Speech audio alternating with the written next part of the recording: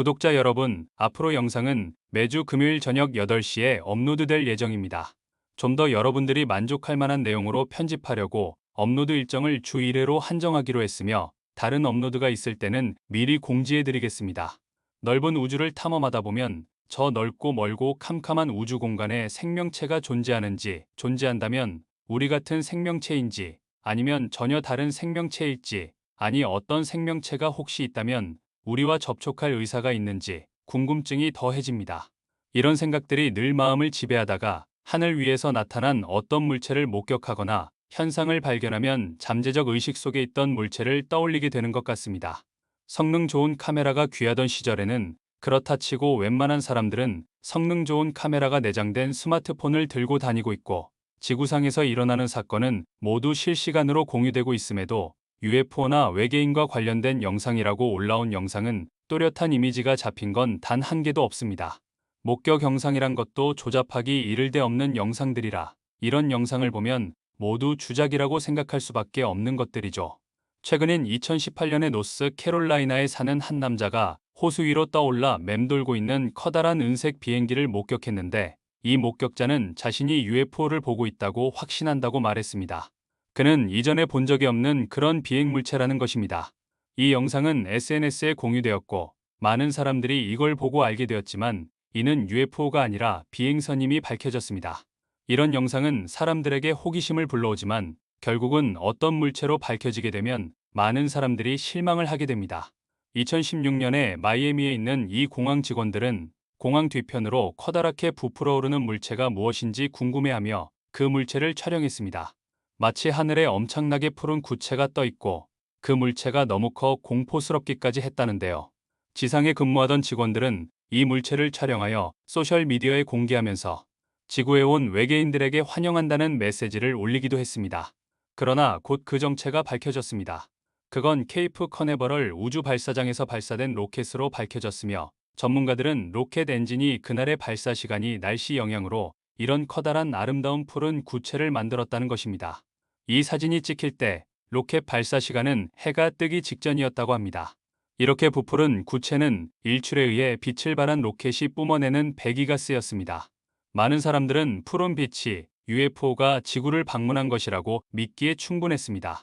이런 징조를 보면 사람들은 외계인과의 만남을 기대하는 것 같기도 합니다. 2018년 뉴욕 퀸즈에서는 갑자기 하늘이 파랗게 변하자 지역 주민들은 조금 걱정을 했습니다.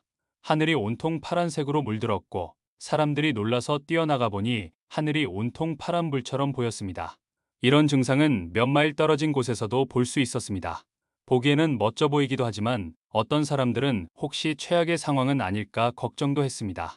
어떤 이는 지구가 외계인에게 침공을 받고 있는 건 아닌가 착각하거나 테러 공격일지도 모른다고 생각했습니다. 퀸즈의 지역 주민들은 모두가 이리저리 뛰고 또 뛰기 시작합니다. 이러한 증상은 2년 전 노슬캐롤라인 증상과 비슷합니다.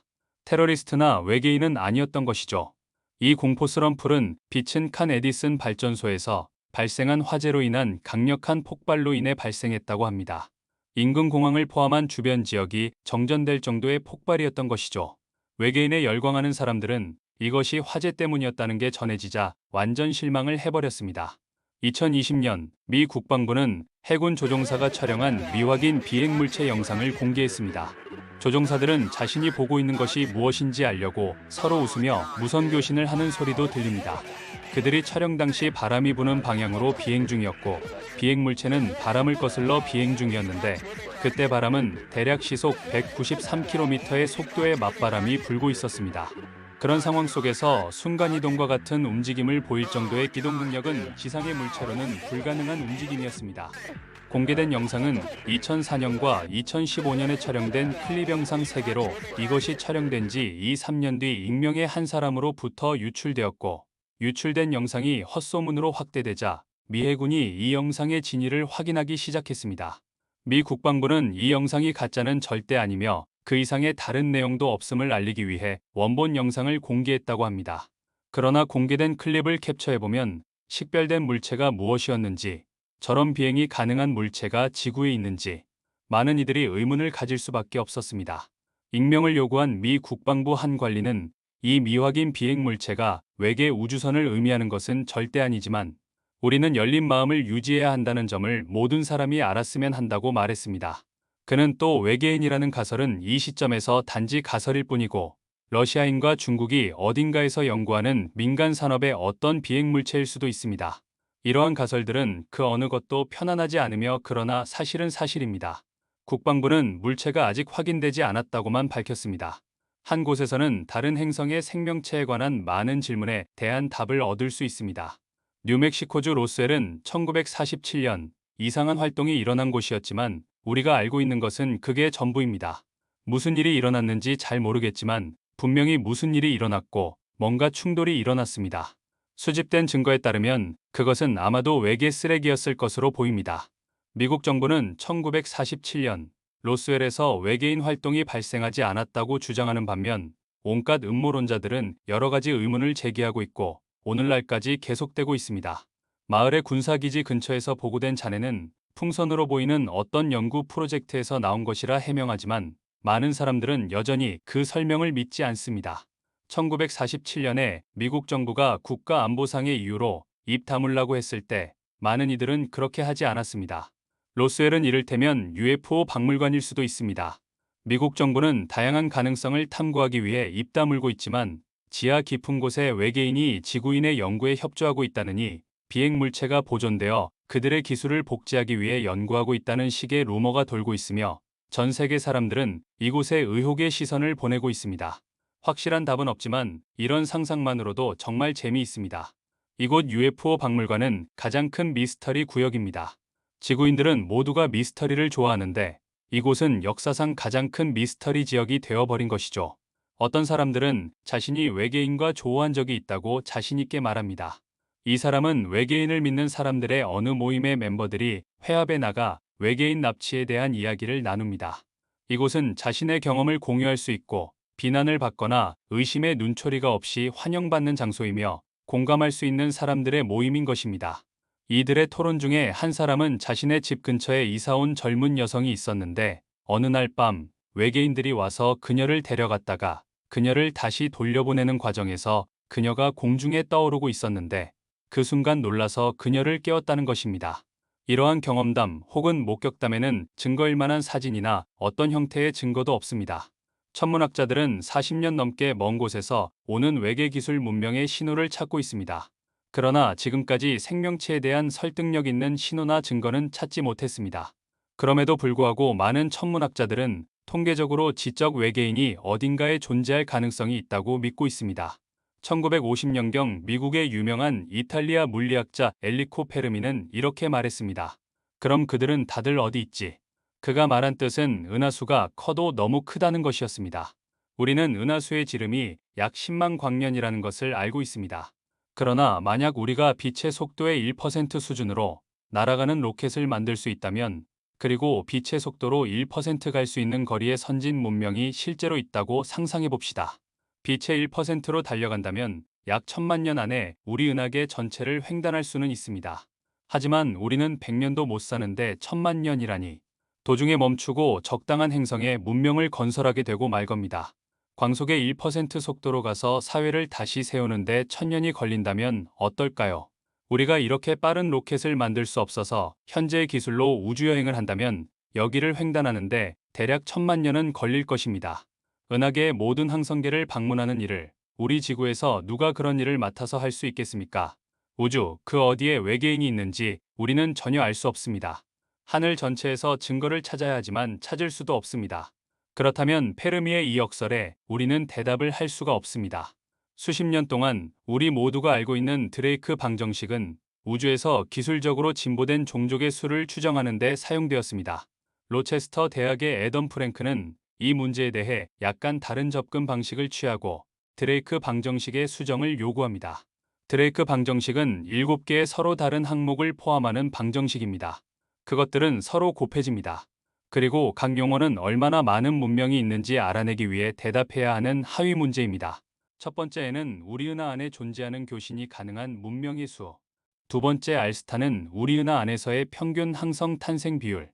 세 번째 FP는 항성이 행성을 가지는 비율. 네 번째엔 이는 항성에 속한 행성 중에서 생명체가 살 수 있는 행성의 수. 다섯 번째 FL은 조건을 갖춘 행성에서 실제로 생명체가 탄생할 확률.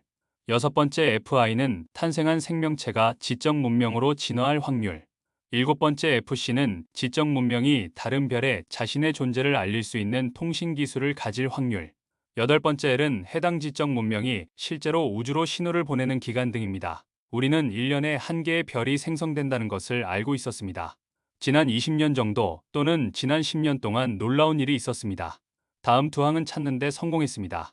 행성을 가진 별의 비율은 그리고 하늘의 모든 별에는 행성이 있고 거주 가능 구역 행성의 수가 있음을 알게 되었습니다. 즉 골디락스 구역 행성이면서 생명체가 형성될 수 있는 적절한 위치의 행성을 찾았습니다. 하늘에 올려다보는 별들 중 그 중 하나는 생명체가 살기에 적합한 장소에 행성이 있다는 것을 의미합니다. 정말 놀랍습니다. 이는 과학으로부터 이 놀라운 문제에 대해 지난 20년 동안 우리가 얻은 지식입니다. 데이터가 있는 질문에만 답할 수 있습니다. 그래서 우리는 케플러 위성과 같은 망원경이 우리에게 보여준 새로운 데이터를 바탕으로 어떤 질문에 답할 수 있는지 알아내야 했습니다. 그리고 여기에 우리가 대답할 수 있는 질문이 있습니다. 우리는 외계인이 우리와 똑같다고 생각하는 경향이 있지만 여기에 반전이 있습니다. 그들은 절대로 그렇지 않을 수 있다는 것입니다. 우리는 그들이 우리와 같은 행성에 살고 있다고 가정하고 지구상의 생명체에 대해 우리가 아는 것을 바탕으로 그들을 상상할 수 있습니다. 그리고 우주의 대부분이 우리 지구 같은 행성의 규칙을 따르지 않을 수도 있습니다. 그러한 외계인이 지구에 와서 지표면에 내린다면 그들이 살 수 있을까요? 우주를 탐색하던 위성 테스가 지구에서 31광년 떨어진 위치에서 생명체가 존재할지도 모르는 슈퍼지구를 찾아냈습니다. 글리제 357은 지구에서 가까운 위치에 있는 흔한 적색외성 가운데 하나로 태양의 3분의 1 정도 크기입니다. 카나리아 천체 물리학 연구소의 라파엘 루크를 비롯한 연구팀은 테스 데이터를 통해 여기서 3개의 외계 행성을 확인했습니다. 가장 안쪽의 GJ357b는 수성보다 11배 가까운 공전 궤도를 돌고 있어 어두운 적색외성 주변을 공전하는데도 섭씨 254도의 높은 표면 온도를 지니고 있습니다. 그보다 2배 먼 거리를 공전하는 GJ357c의 경우 적어도 지구 질량의 3.4배인 슈퍼지구지만 역시 가까운 공전 궤도로 인해 표면 온도는 127도 정도로 예상됩니다. 둘 다 생명체가 살기에는 너무 모항성에 가깝고 뜨겁습니다. GJ357D는 지구 질량의 6.1배이고 화성 정도의 에너지를 받기 때문에 만약 지구형 행성이면서 두꺼운 대기가 있다면 표면에 액체 상태의 물이 존재할 수 있습니다. 지구 지름의 2배 이하라면 가능성이 있지만 현재 데이터로는 확인할 수 없는 상태입니다. 그런데 이 슈퍼지구란 무엇일까요? 지구형 행성이지만 보통은 질량이 더 크고 질량이 더 크다는 것은 더 많은 중력을 영향을 준다는 의미로 지구와는 완전히 다른 환경일 것입니다. 이런 행성에 외계인이 살고 있다고 상상해 보세요. 중력에 따라 그들은 진화했을 것이므로 키는 작고 몸은 매우 강력한 체력을 가진 생명체일 거라고 생각합니다. 중력이 강하니 두뇌도 작을 테고 지능은 고등한 지능으로 진화하지 못했을 가능성도 있습니다. 슈퍼지구는 우주가 만들어내는 수많은 야생 행성 중 하나일 뿐입니다. 그러나 지구처럼 살기 좋은 구역에 위치한 행성이 있을 가능성은 우주 그 자체만큼 무한합니다. 우주는 각양각색의 행성과 별들이 공전하며 수많은 구성물을 형성하는 광대한 놀이터와 같습니다. 이러한 다양성은 우리가 상상했던 것보다 훨씬 더 풍부하고 다양한 삶이 가능성을 열어줍니다. 그러므로 외계 생명체가 우리를 닮은 것으로 생각하면 안 됩니다. 그들이 우리보다 지능이 높다면 우리의 우주 탐색에 노출이 될까요? 아니면 우리 행성을 방문할까요? 우리 인간처럼 잔인한 생명체가 있을까요? 서로를 침략하고 해치며 약탈하는 인간 생명체를 고등 외계인들이 믿음을 가지고 접근하려고 할까요? 서로를 침략하다 못해 호시탐탐 다른 행성으로 옮겨가려고 하는 걸 그들은 우리가 얼마나 탐욕스럽다고 느낄까요? 우리 우주 이웃에 사는 지적인 외계 종족이 우리에게 인사하고 싶어 한다는 생각은 문제가 있습니다. 만약 그 외계인이 슈퍼지구에서 진화했거나 노란색 별 대신 붉은 별 주위를 돌고 있었다면 그 외계인의 생물학은 너무 외계인이어서 결코 우리 행성에 발을 디디거나 그들이 우리 행성에 와서 촉수처럼 생긴 다리로 지구에 착륙할 가능성은 없습니다. 지구상의 생명체들은 특정 온도, 특정 환경에 맞게 진화한 생명체입니다. 관측된 어떤 외계 행성은 칼륨 함량이 우리 평균 지구보다 더 많고 더 따뜻하거나 대기가 더 두꺼운 곳이라면 어떻게 될까요? 별 차이가 없는 것 같아도 이런 작은 차이가 우리와 완전히 다른 별개의 생명체를 출현시킬 수 있습니다. 그러므로 우리보다 발달된 문명을 가진 고등 생명체가 지구에 착륙했을 때 우리 생태계에 진정으로 적응할 수 있느냐는 것입니다. 이것은 밝혀져야 할 우주의 미스터리입니다. 지구 너머의 생명체에 대한 탐색은 실제로 이제 막 초기 단계이지만 우리의 과학은 고무적인 답변을 할 수가 없습니다. 은하계에는 수많은 행성이 있습니다. 그 행성도 관측 가능한 한도 내에서만 가능합니다. 관측 불가능한 우주에는 얼마나 더 많은 은하와 행성이 존재하는지 우리는 1도 모르고 있습니다. 이것도 우주가 우리에게 주는 미스터리입니다. 지상과 우주에서 관측을 통해 지구와 유사한 행성을 찾아냈고 우리 은하수 너머에 있는 수천 개의 행성도 확인했습니다.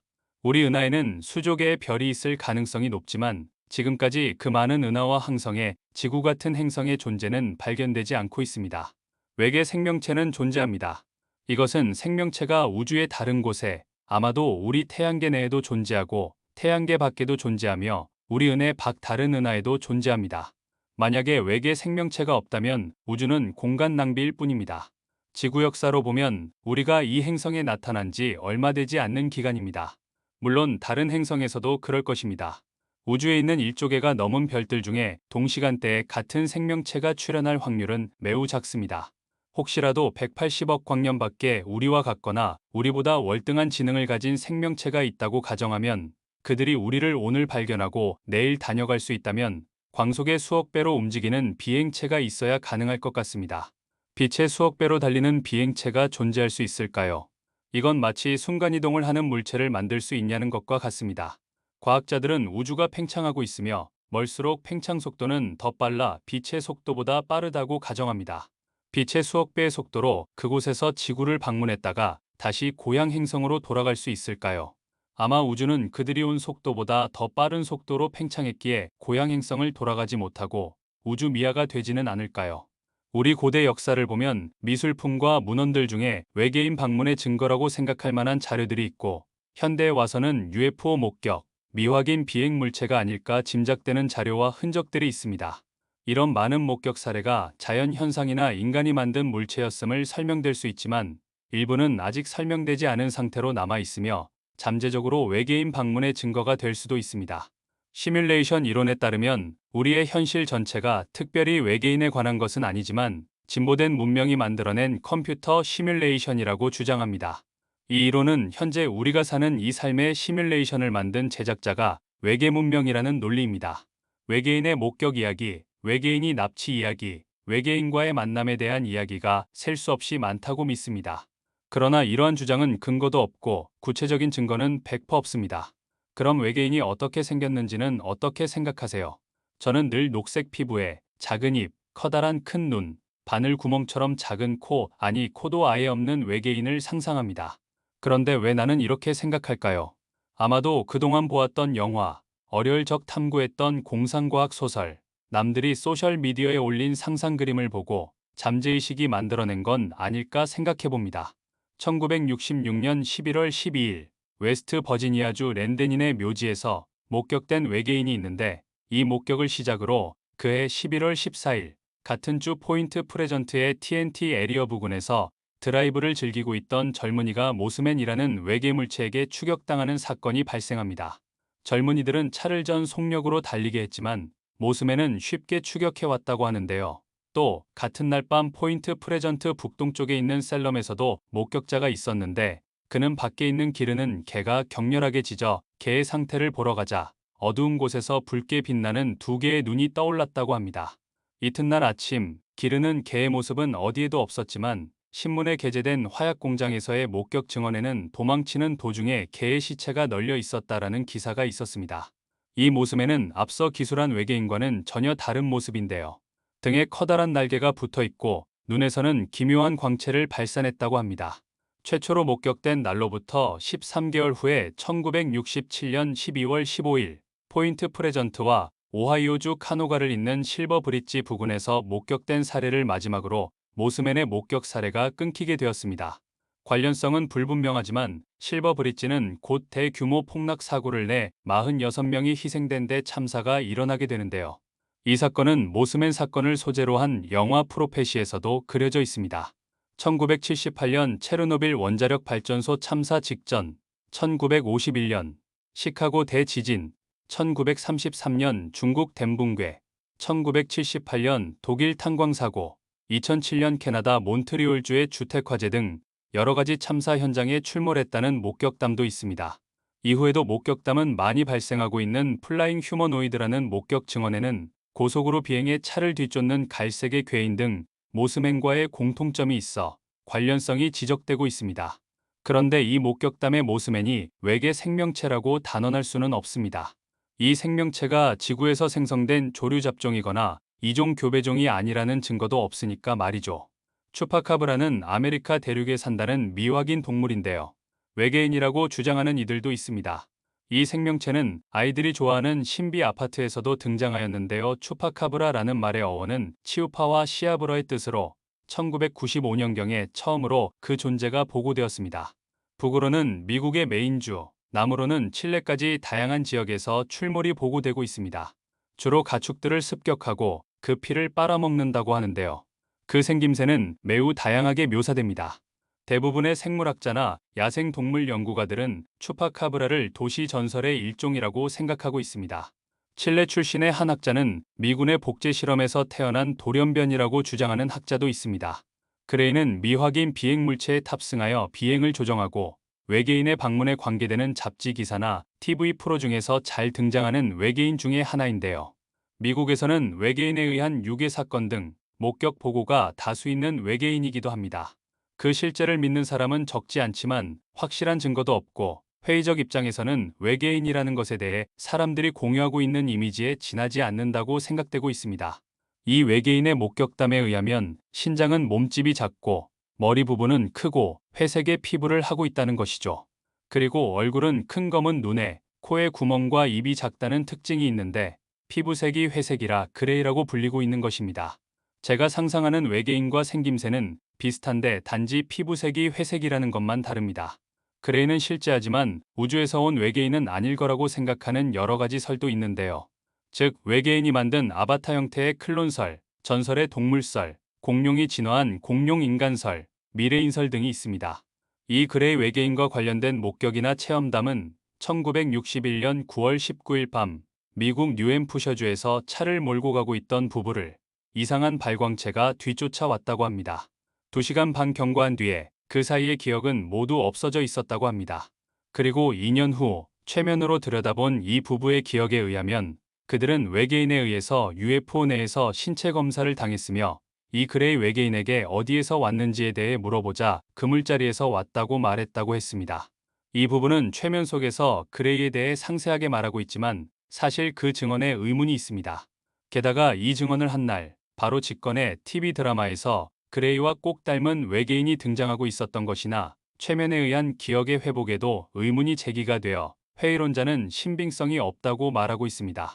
외계인과 관련된 사건 가운데 첫 외계인에 의한 유괴 사건으로 여겨지고 처음으로 그레이가 목격된 사건이기도 합니다. 이보다 더 오래전인 1947년 7월 8일 미국 뉴멕시코주 로즈웰에 추락한 비행체를 회수했다고 하는 발표 후 여론이 갑자기 외계인으로 들썩이자 군이 즉석에서 비행체 기상 관측용의 기구였다 라고 정정했기 때문에 소문이 잠잠해졌지만 30년 후 1970년대 후반에 UFO 연구가들은 이 사건을 재검증하기도 했습니다. 1980년대에는 추락한 비행체에 외계인의 시체를 보았다고 하는 증언도 속출하였고 이와 관련된 문서도 연달아 발견되었지만 이것도 모두 신빙성이 없어 보이거나 가짜로 판명되었는데요. 사실이라고 증명할 만한 것은 하나도 없었습니다.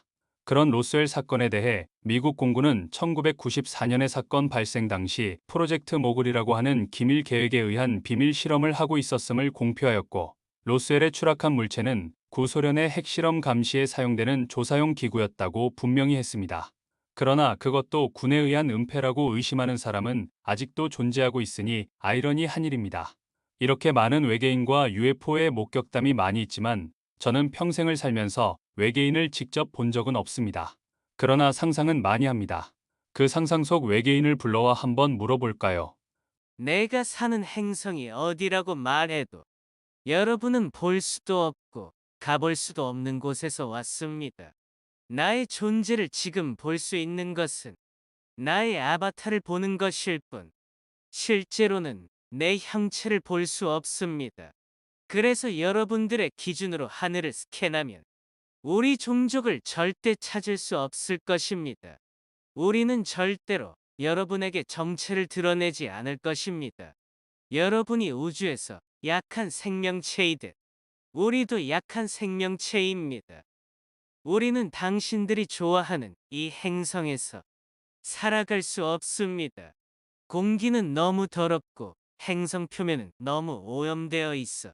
우리가 착륙하는 순간 오염될 수 있어. 이곳에 절대로 오지 않을 테니 우리를 너무 무서워하지 마십시오. 그리고 나는 외계인이 절대 아닙니다.